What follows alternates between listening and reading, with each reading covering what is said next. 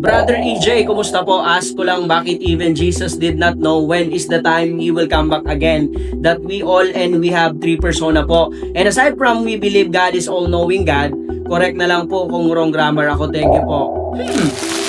Alam nyo, isa ito sa mga madalas itanong ng mga tao, lalo na ng mga nag-aaral ng Biblia. May talata sa Biblia na nagsasabing, ngunit tungkol sa araw at oras na iyon, walang nakakaalam, kahit mga anghel sa langit, ni ang anak, kundi ang ama lamang. Dito nalilito ang marami. Sinasabi nila, kung Diyos si Jesus, dapat alam niya ang lahat. Kung hindi niya alam, Diyos ba talaga siya? Ngayong oras na ito, malinaw at maayos nating sasagutin ang tanong na ito. Ayon sa Biblia, ayon sa kultura noong panahon ni Jesus, at ayon sa layunin ng Diyos. Una sa lahat, malinaw sa Biblia na si Jesus ay tunay na Diyos at tunay na tao. Hindi kalahating Diyos at hindi kalahating tao, kundi buong Diyos at buong tao. Bilang Diyos, siya ay makapangyarihan, siya ay walang hanggan, siya ay all-knowing. Ngunit, bilang tao, siya ay ipinanganak, siya ay lumaki, siya ay napagod, siya ay nagutom, siya ay natutong sumunod. Ito ang mahalagang katotohanan. Voluntaryong nilimitahan ni Jesus ang kanyang sarili habang siya ay nasa lupa. Noong si Jesus ay naging tao, hindi niya iniwan ang kanyang pagka-Diyos. Ngunit, hindi niya ginamit ang lahat ng pribilehiyo ng pagiging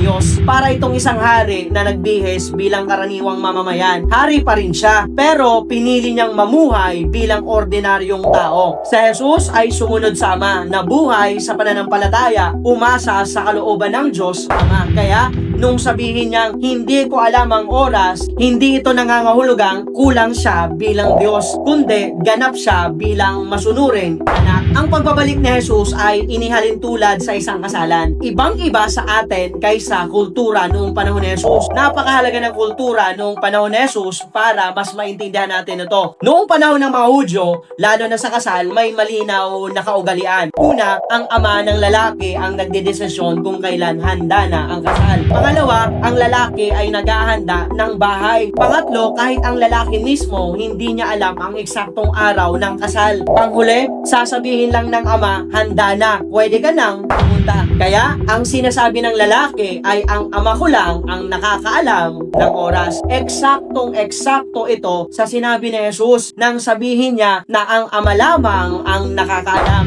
Nagsasalita siya sa wikang naiintindihan ng kultura nila. Tandaan natin na si Jesus bilang anak na sumusunod, sa kulturang Hudyo, ang ama ang may otoridad. Ang anak ay sumusunod. Ang pagsunod ay karangalan. Kaya, hindi kahinaan ang hindi pag-alam ng oras at panahon, kundi pagpapakita ng lubos na tiwala at pagsunod. Ipinakita ni Jesus na ang plano ng kaligtasan ay may kaayusan. Ang ama ang may taktang oras. Ang anak ay masunuring tagapagdala ng kalooban ng ama. Ganito para mas malinaw. Isipin nyo ang isang malaking gusali. May owner ng proyekto, engineer, foreman, workers. Ang workers ay nagtatrabaho araw-araw. Pero, hindi sila ang nagdedesisyon kung kailan ang turnover. Hindi dahil kulang sila, kundi dahil may tamang otoridad. Ganito rin si Jesus. Ginawa niya ang gawain na ibinigay ng Ama at ang Ama ang nagtakda ng oras. Ngayon ang tanong, bakit hindi na lang sinabi ng Diyos ang oras o petsa? Simple lang ang sagot ng Biblia. Una, para ang tao ay laging handa at hindi kampante. Para ang pananampalataya ay buhay, hindi tamad.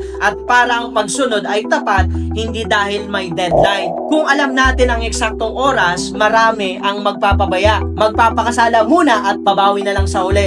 Pero, dahil hindi natin alam, tayo ay tinatawag na maging handa araw-araw. Mamuhay ng banal, maging tapat sa pananampalataya. Kaya, malinaw ngayon, hindi ito nangangahulugang hindi Diyos si Jesus dahil hindi niya alam ang araw o oras. Hindi ito nangangahulugan na kulang ang kanyang kaalaman. Ibig sabihin nito, sinusunod niya ang plano ng Ama. Iginagalang niya ang kaayusan ng Diyos. Ipinapakita niya kung paano mamuhay bilang tao na lubos na nagtitiwala sa Diyos. Kaya, kapag may nagtanong sa atin kung Diyos si Jesus, bakit hindi niya alam ang oras? Ang sagot natin ay ito, dahil si Jesus ay tunay na Diyos at tunay na tao. Dahil pinili niyang magpakababa at sumunod sa Ama. Dahil ayon ito sa kultura at kaayusan noong panahon niya. At dahil nais ng Diyos na ang kanyang bayan ay laging handa. Sa huli, ang pinakamahalagang tanong ay hindi kailan siya babalik, kundi handa ba tayo kung siya ay bumalik ngayon?